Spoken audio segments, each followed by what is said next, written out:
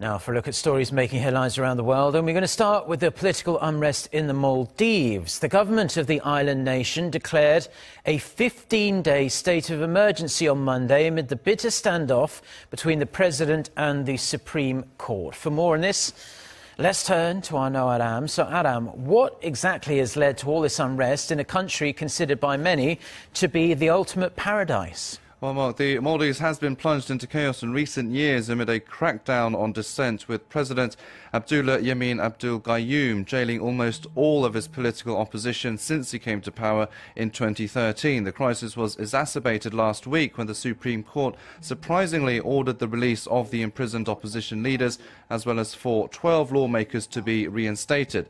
That would restore an opposition majority in Parliament and potentially create a platform for impeachment. It also threw out a trial against former President Mohamed Nasheed, the country's first democratically elected leader, who was controversially convicted of terrorism in 2015 by the Gayoom regime.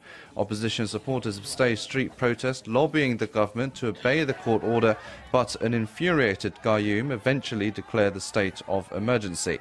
The move gives him sweeping powers to make arrests, search and seize properties and restrict freedom of assembly.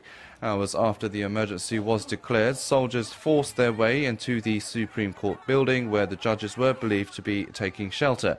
Several countries, meanwhile, including the United States, as well as some human rights groups, have urged the Maldives government to adhere to the Supreme Court's ruling and respect the rule of law. The United Kingdom, China and India have all issued travel warnings to the island nation amid the political unrest.